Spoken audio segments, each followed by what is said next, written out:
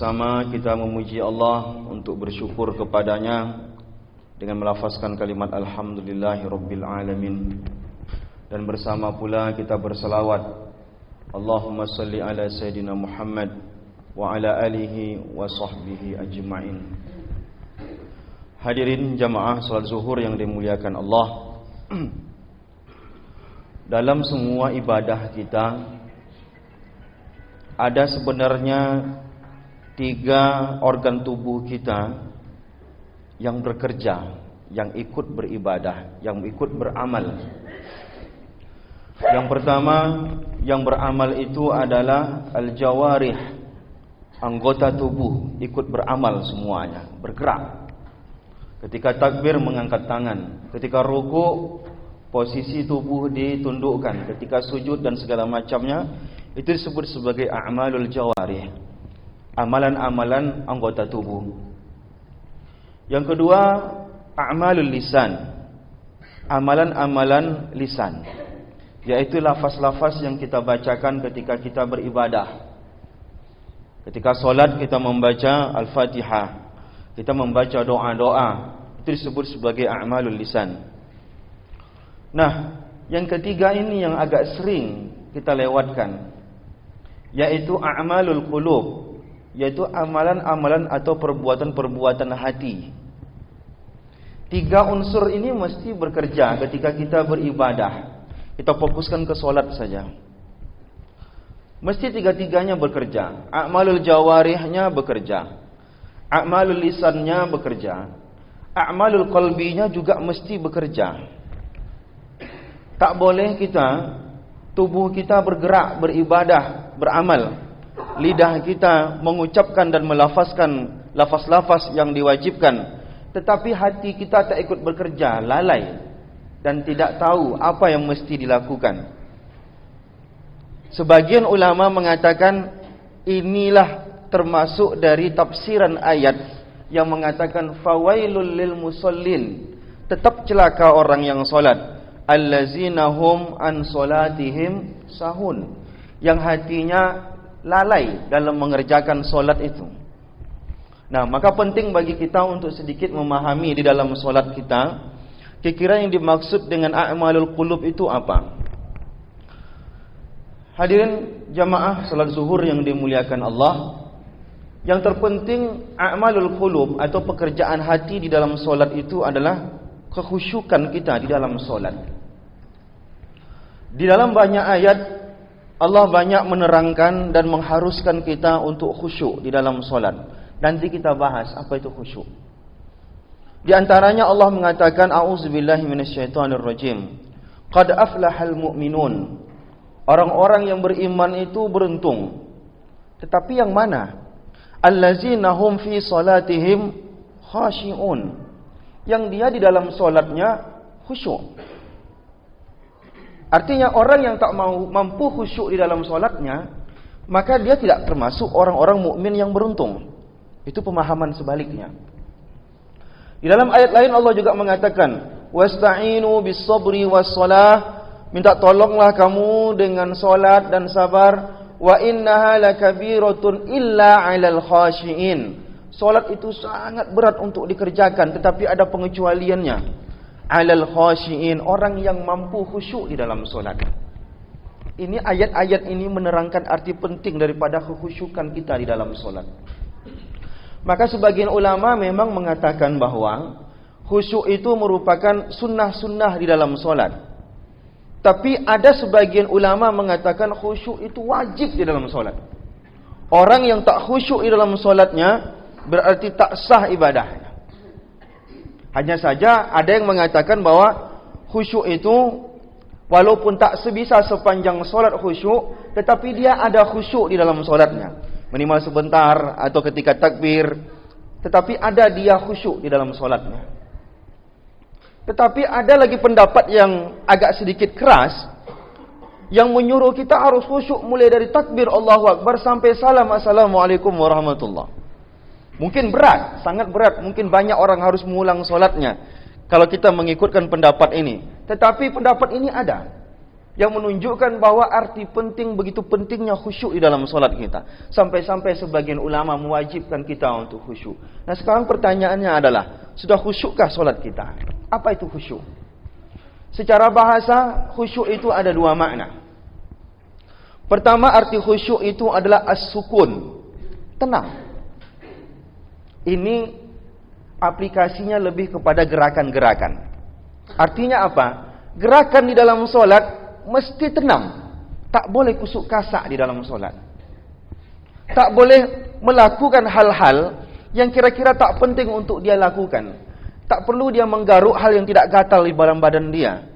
Tak perlu dia merapikan bajunya kalau bajunya itu tidak tidak dia khawatir akan menyingkap auratnya. Maka itu disebut sebagai khusyuk. Ketika solat, dia merasa tenang di dalam solat sehingga gerakan tubuhnya pun tenang. Dia hanya akan bergerak kalau itu merupakan gerakan-gerakan solat. Dan dia tak akan gampang untuk bergerak kecuali gerakan itu dia butuhkan. Itu yang disebut sebagai sukun di dalam solat. Yang kedua, arti khusyuk itu adalah tazallul, merendahkan diri di hadapan Allah. Artinya apa? Ketika kita mulai takbir Allahu Akbar, Allah lah yang maha besar. Tidak ada yang lebih besar dari Allah. Dan ketika sepanjang solat dia sadar bahwa dia adalah hamba yang paling hina. Dia adalah hamba yang lemah. Yang besar itu adalah Allah. Sepanjang solat dia menyadarkan diri dia tentang itu. Itu yang disebut sebagai khusyukan tadi. Berarti ada dua pekerjaan. Pertama, gerakan pekerjaan anggota tubuh. Yang kedua adalah pekerjaan hati yang paling penting. Maka pertanyaannya lagi-lagi adalah, kita sudah sampai di mana?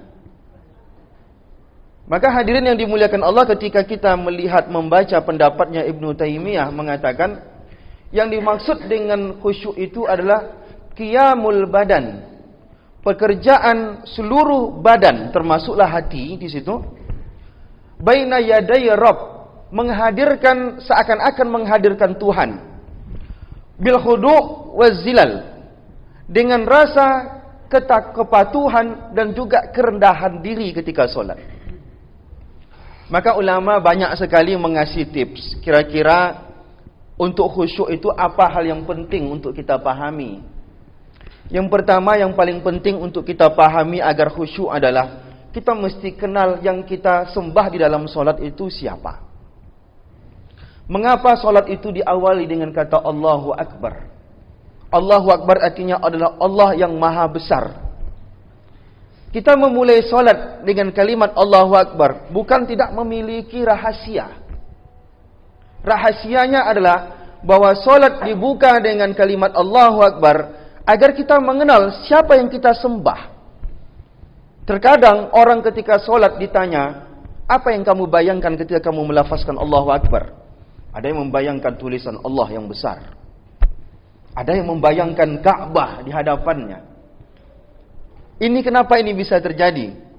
Karena dia tak paham sebenarnya untuk solat itu yang pertama sekali yang perlu kita paham adalah sekarang siapa yang saya sembah di dalam solat ini. Maka itu kata kunci yang pertama. Kalau kita sadar bahwa yang kita sembah itu adalah Allah, seorang polisi misalkan, ketika dia hormat kepada komandannya, mungkin tak dia akan bergerak-gerak, badannya geol sana, geol sini ketika dia memberi hormat. Itu mustahil. Karena dia merasa hormatnya kepada atasannya. Nah, sekarang yang kita hadapi itu bukan sebatas, bukan hanya sekedar atasan, tetapi yang kita hadapi itu adalah Allah yang menciptakan kita, yang saat-saat mungkin dia bisa mengazab kita, yang sesaat-sesaat dia bisa memberikan nikmat kepada kita, yang sesaat-sesaat dia bisa berbuat apapun untuk kita. Maka langkah pertamanya adalah ketika kita melafazkan Allahu Akbar, kita haramkan semua hal-hal yang lain. Tidak ada yang lebih besar dari Allah. Pekerjaan tidak lebih besar dari Allah. Anak dan cucu kita tidak lebih besar dari Allah. Semua yang kita miliki tidak lebih besar dari Allah. Itulah kita memulai solat kita dengan takbir agar kita mengenal siapa yang kita sembah. Yang kedua adalah, yang paling penting di dalam mewujudkan kekhusyukan di dalam solat adalah amalan-amalan sebelum solat itu sendiri. Kita mesti memulai solat itu untuk khusyuk dengan melakukan amalan-amalan sunnah yang dianjurkan Rasulullah menjelang solat. Misalkan saja, ketika kita dari rumah menuju ke masjid, apa yang Rasulullah sunnahkan kepada kita? Jalan dari rumah ke masjid bisakinati wal waqar, tak boleh terburu-buru. Itu sunnahnya. Maka sunnah-sunnah seperti ini terkadang kita lewatkan, sehingga ketika kita melaksanakan kewajiban itu, kita canggung untuk melaksanakannya. Ada hal yang rasanya tidak sempurna di hati kita.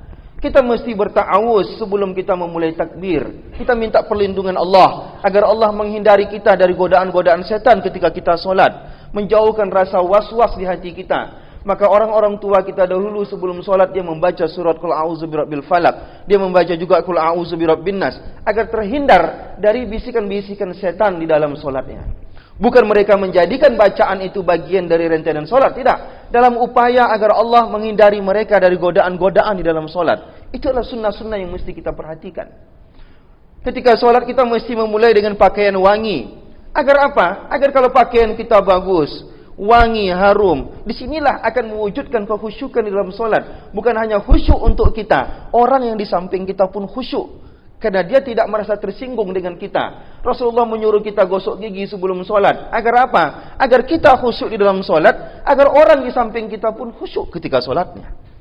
Maka sunnah-sunnah sebelum solat ini semuanya kita perhatikan betul. Kita disuruh untuk berkumur-kumur, disuruh untuk membuang memasukkan air ke hidung. Maka sunnah-sunnah seperti ini tak lain tak bukan adalah, selain itu merupakan ibadah-ibadah yang harus kita laksanakan bernilai ibadah, tetapi itu juga sangat membantu kita untuk mewujudkan kekhusyukan. Yang ketiga adalah yang penting juga bagi kita adalah pengetahuan kita tentang solat itu sendiri apa. Terkadang kita sendiri tak tahu apa itu solat. Kita cuma laksanakan saja bacaannya ini, gerakannya ini, mulai dari ini, berakhir dari sini. Arti solat saja kadang kita tak tahu. Di sini sebenarnya kata kunci yang kadang membuat kita tak bisa khusyuk di dalam solat. Tahu tak kita solat itu artinya doa? Tahu tak kita solat itu artinya komunikasi seorang hamba dengan Tuhannya? Maka ilmu-ilmu yang seperti ini yang mesti kita dalami agar mewujudkan kekhusyukan di dalam solat. Maka contohnya saja misalkan Rasulullah mengatakan, ketika kamu mengucapkan Alhamdulillahi Rabbil Alamin, segala puji bagi Allah Tuhan semesta alam. Maka ketika itu kata Rasulullah, Allah menjawab, Hamadani abdi, hambaku sedang memujiku. Maka mulai dari Alhamdulillah sampai walad dolin, itu ada jawaban-jawaban dari Allah. Saking karena itulah yang dimaksud bahwa solat itu komunikasi antara Allah dan hambanya. Tetapi seorang hamba tak bisa mendengar apa yang Allah ucapkan, tetapi jawaban itu ada. Sekarang tahu tak kita makna-makna jawaban Allah ini? Itu yang membuat hati kita kurang khusyuk di dalam solat.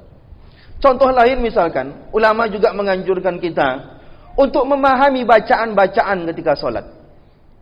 Misalkan bacaan Al-Fatihah apa maknanya? Misalkan apa lagi? Ketika kita doa iftitah apa maknanya? Maka makna-makna daripada bacaan-bacaan solat inilah yang sangat membantu kita untuk mewujudkan kekhusyukan itu. Terakhir hadirin yang dimuliakan Allah Subhanahu wa taala, mungkin banyak hal yang mesti kita pahami lagi.